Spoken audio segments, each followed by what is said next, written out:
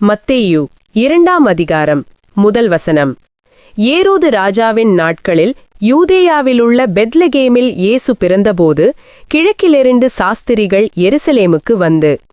2ஆம் வசனம். யூதருக்கு ராஜாவாக பிறந்திருக்கிறவர் எங்கே? கிழக்கிலே அவருடைய நட்சத்திரத்தைக் கண்டு அவரை பணிந்து கொள்ள வந்தோம் என்றார்கள். 3ஆம் வசனம். ஏரோது ராஜா அதை கேட்டபொழுது அவனும் அவனோடே கூட எருசலேம் நகரத்தார் அனைவரும் கலங்கினார்கள். 4ஆம் வசனம். அவன் பிரதான ஆசாரியர் ஜனத்தின் வேதபாரகர் எல்லாரையும் கூடிவரச் செய்து கிறிஸ்துவானவர் எங்கே பிறப்பார் என்று அவர்களிடத்தில் விசாரித்தான். 5ஆம் வசனம். அதற்கு அவர்கள், யூதேயாவிலுள்ள பெத்லகேமிலே பிறப்பார் அதேனென்றால். 6ஆம் வசனம். யூதேயா தேசத்தில் உள்ள பெத்லகேமே, யூதாவின் பிரபுக்களில் நீ சிறியதல்ல. என் ஜனமாகிய இஸ்ரவேலை ஆளும் பிரபு உன்னிடத்திலிருந்து புறப்படுவார் என்று தீர்க்கதரிசியினால் எழுதப்பட்டிருக்கிறது என்றார்கள். 7ஆம் வசனம். அப்பொழுது ஏரோது சாஸ்திரிகளை இரகசியமாய் அழைத்து நட்சத்திரம் காணப்பட்ட காலத்தை குறித்து அவர்களிடத்தில் திட்டமாய் விசாரித்து. 8ஆம் வசனம். நீங்கள் போய் பிள்ளையை குறித்து திட்டமாய் விசாரியுங்கள். நீங்கள் அதை கண்ட பின்பு நானும் வந்து அதை பணிந்து கொள்ளும்படி எனக்கு அறிவியுங்கள் என்று சொல்லி அவர்களை பெத்லகேமுக்கு அனுப்பினான்.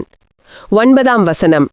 ராஜா சொன்னதை அவர்கள் கேட்டு போகையில், இதோ அவர்கள் கிழக்கிலே கண்ட நட்சத்திரம் பிள்ளை இருந்த ஸ்தலத்திற்கு மேல் வந்து நிற்கும் வரைக்கும் அவர்களுக்கு முன் சென்றது. 10ஆம் வசனம். அவர்கள் அந்த நட்சத்திரத்தை கண்டபோது மிகுந்த ஆனந்த சந்தோஷமடைந்தார்கள். 11ஆம் வசனம்.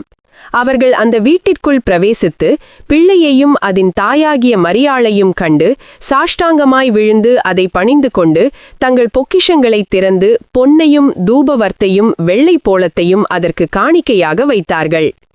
12ஆம் வசனம். பின்பு அவர்கள் ஏரோதினிடத்திற்கு திரும்பி போக வேண்டாம் என்று சொப்பனத்தில் தேவனால் எச்சரிக்கப்பட்டு வேறு வழியாய் தங்கள் தேசத்திற்கு திரும்பி போனார்கள். 13ஆம் வசனம்.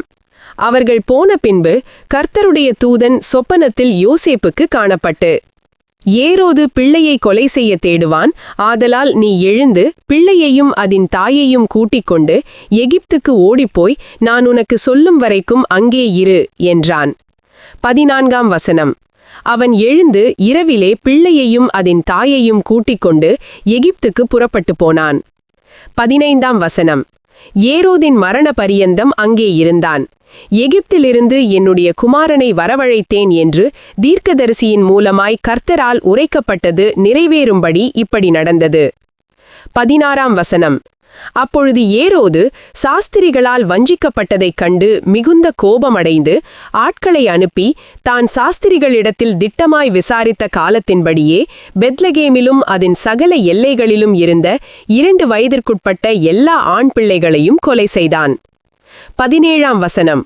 புலம்பலும் அழுகையும் மிகுந்த துக்கம் கொண்டாடலுமாகிய கூக்குரல் ராமாவிலே கேட்கப்பட்டது. ராகேல் தன் பிள்ளைகளுக்காக அழுது அவைகள் இல்லாதபடியால் ஆறுதல் அடையாதிருக்கிறாள் என்று. 18ஆம் வசனம். எரேமியா தீர்க்கதரிசியினால் உரைக்கப்பட்டது அப்பொழுது நிறைவேறிற்று. 19ஆம் வசனம். ஏரோது இறந்த பின்பு கர்த்தருடைய தூதன் எகிப்திலே யோசேப்புக்கு காணப்பட்டு. 20ஆம் வசனம். நீ எழுந்து பிள்ளையையும் அதன் தாயையும் கூட்டிக் கொண்டு இஸ்ரவேல் தேசத்திற்கு போ, பிள்ளையின் பிராணனை வாங்கத் தேடினவர்கள் இறந்து போனார்கள் என்றான். 21ஆம் வசனம்.